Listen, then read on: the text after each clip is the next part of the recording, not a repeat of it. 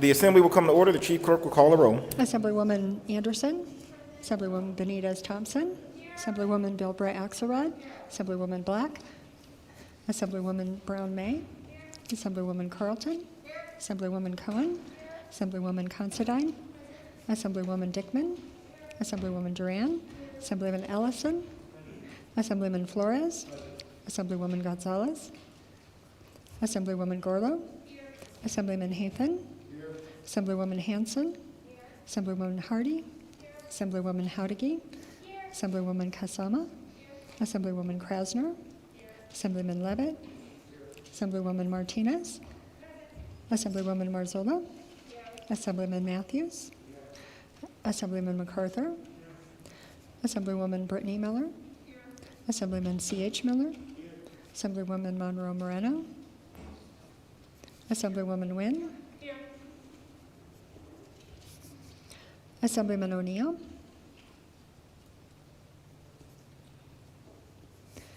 Assemblyman Orentlicker, Assemblywoman Peters,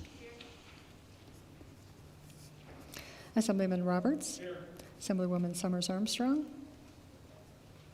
Assemblywoman Thomas, Assemblywoman Titus, Assemblywoman Tolles, Assemblywoman Torres, Assemblyman Watts, Assemblyman Wheeler, Assemblyman Yeager, Assemblywoman Black, Assemblywoman Gonzalez, Assemblyman O'Neill, Assemblywoman Summers Armstrong, Speaker Frierson. Here, Assemblywoman Benitez Thompson. Thank you, Mr. Speaker. That may the record reflect that we have 39 members present.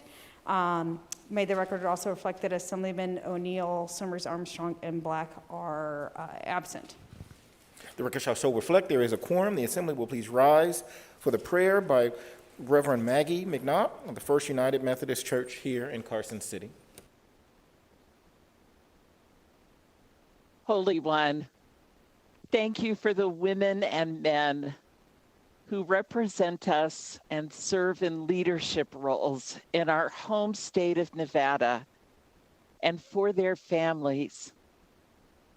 Provide these distinguished leaders with daily reminders of why they decided to dedicate their lives to public service, and use that commitment to encourage them, especially in this difficult moment in our collective history. Pour out the wisdom only you can bestow on each of them as they debate, discern, and decide issues and policies that affect Nevadan lives and the direction of our beloved state.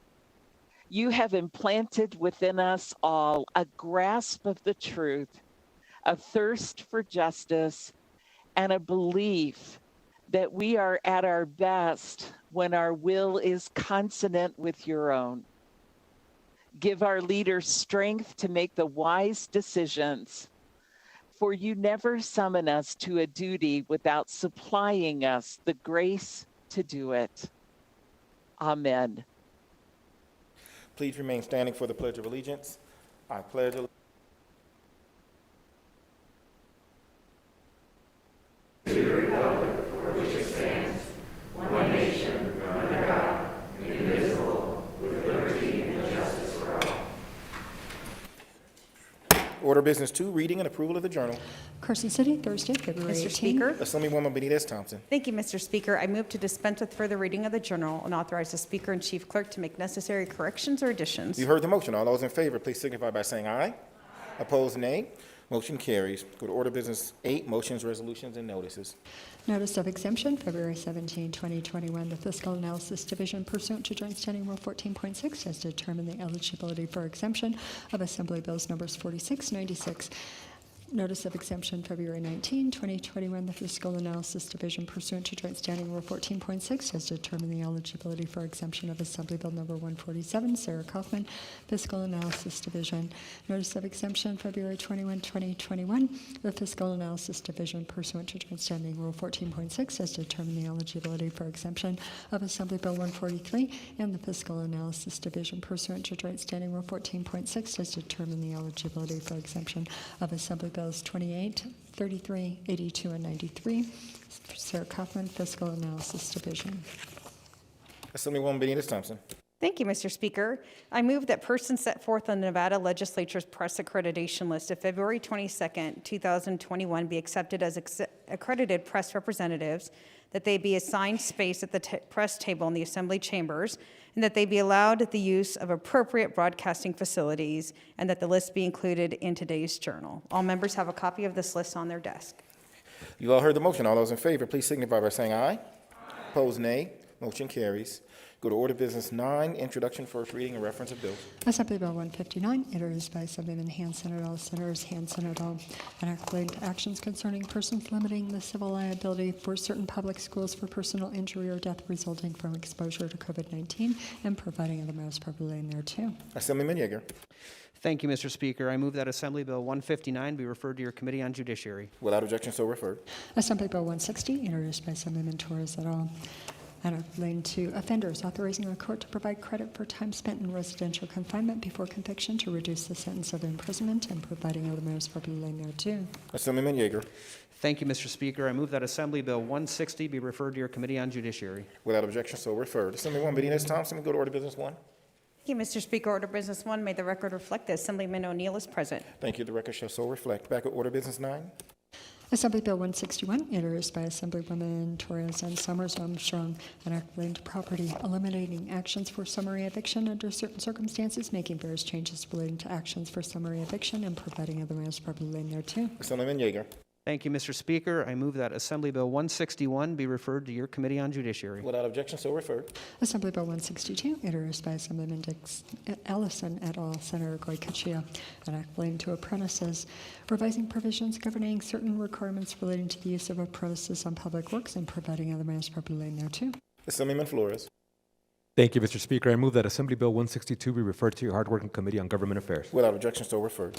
Assembly Bill 163, introduced by Assemblyman Dickman et al., Senators Settlemeyer et al., an act relating to elections requiring, with certain exceptions, proof of identity for voting in person, requiring the Department of Motor Vehicles under certain circumstances to issue voter identification cards at no cost, authorizing under certain circumstances a county or city clerk to use a voting system with blockchain technology, revising the deadlines for returning and counting absent ballots, prohibiting, with certain exceptions, of persons from returning an absent ballot or mailing ballot on behalf of a voter, requiring a county or city clerk to allow any member of the public to observe the counting of ballots, revising the deadline for the completion of the canvass of an election by a Board of County Commissioners, eliminating the authority for a person to register to vote after the close of registration, requiring the Secretary of State to enter into a cooperative agreement with the State Register of Vital Statistics to obtain certain information relating to the statewide voter registration list, repealing provisions relating to voting by mail ballot, and conducting certain elections affected by a disaster or emergency, and providing other matters properly thereto. Assemblywoman Miller. Thank you, Mr. Speaker. I move that Assembly Bill 163 be referred to your Committee on Legislative Operations and Elections. Without objection, so referred.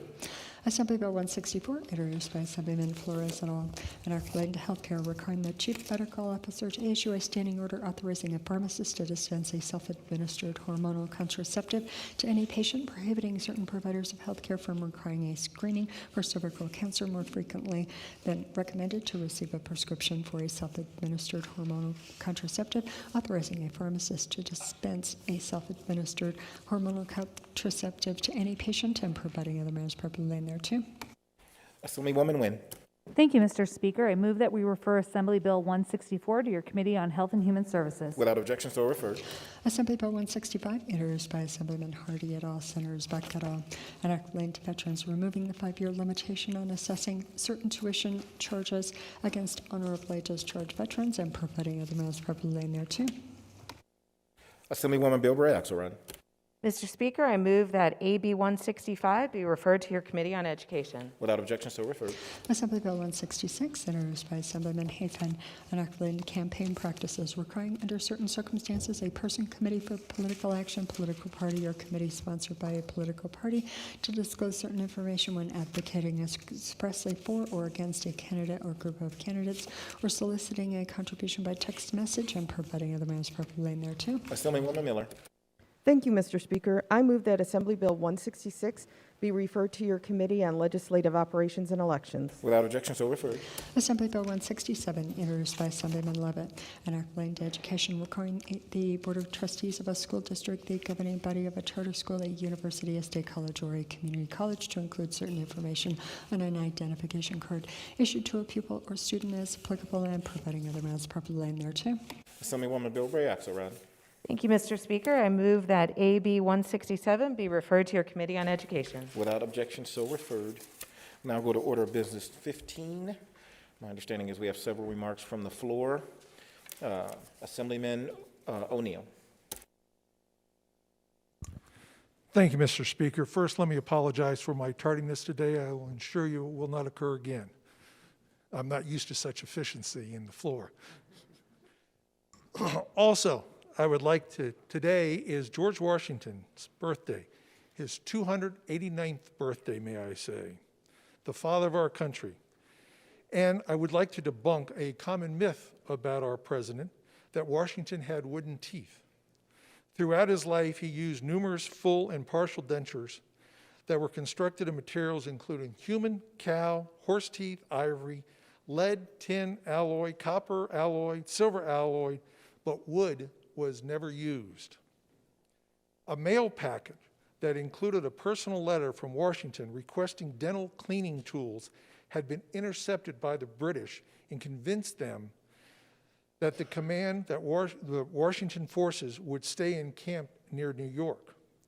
Instead, Washington and Francis Rochambeau began their southern march south to trap Lord Cornwallis at Yorktown, enforcing his surrender. In this way, dentistry helped establish our country. With that in mind, I will be introducing a bill shortly that authorizes licensed dentists, dental hygienists, and dental therapists to administer all vaccines, increasing the availability of health, improving our health throughout Nevada. I would like your support. I thank you for this time, and thank you, Mr. Speaker. Thank you, Assemblyman. Assemblyman Levitt. Thank you, Mr. Speaker. Today I would like to wish a happy late birthday to someone who also does not have wooden teeth, to Assembly Minority Leader from Assembly District 38 who celebrated her birthday yesterday. In 1989, she was profiled in the Los Angeles Times as the only rural family practice doctor in a 50-mile radius. She was 37 years old, making house calls, honoring a commitment that she had made years earlier to serve the people and communities her family had called home for generations. She forewent the big city lucrative practice and instead followed her path laid out by her mentor, Dr. Mary Fullstone, who inspired her as a high school senior to think about studying medicine. She told the young student, "Someone must take my place. You should be that person." That really stuck with her. She worked 40-hour weeks, went to school full-time, and paid her way through the University of Nevada, Reno. Then Lyon County Board of County Commissioners voted to lend her the $28,000 she needed to complete her 3 years of medical school. In return, she promised to serve the people of Lyon County and go back home and follow in the footsteps of her mentor, Dr. Mary, who retired in 1980 at the age of 88. Our colleague paid back the loan and followed through with her commitment to serve the rural community as a 37-year family practice physician. She is a woman of principle, conviction, and a source of strength. We are honored to have her as our colleague and one of our leaders, and most importantly, our friend. Please join me in wishing the honorable representative from Assembly District 38 a very happy birthday. Thank you, Mr. Speaker.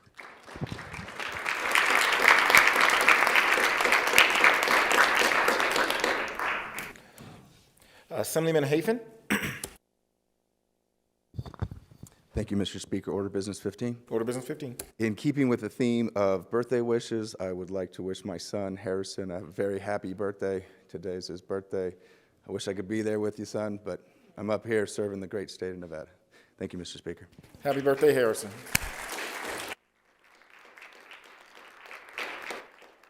Assemblywoman Thomas.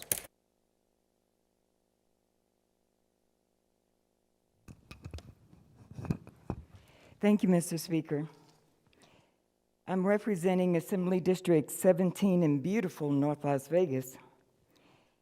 And during this honorable time of commemorating those in American Black history, I would like to celebrate and pay homage to Ida B. Wells, 1862 to 1931, a civil rights activist and African-American journalist who led an anti-lynching crusade in the United States in the 1890s.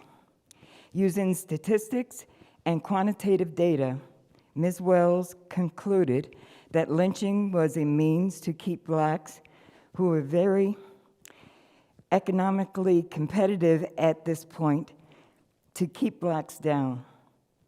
She was the co-founder to the National Association of Colored Women in 1896. She also fought for women's suffrage. At the very end, a year before her death, she runs for a state Senate seat in Illinois. As an independent, she does not win, but she is again creating paths for not only blacks, but for black women particularly, and for women in general. Lastly, I will share a quote. "One had better die fighting against injustice than to die like a dog or a rat in a trap." Ms. Ida B. Wells.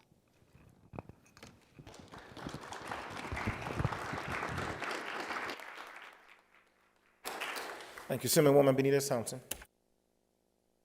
Thank you, Mr. Speaker. Seeing no other business before us, Mr. Speaker, I would move that the Assembly adjourn until Tuesday, February 23rd, 2021 at the hour of 11:30 a.m. You've heard the motion. All those in favor, please signify by saying aye.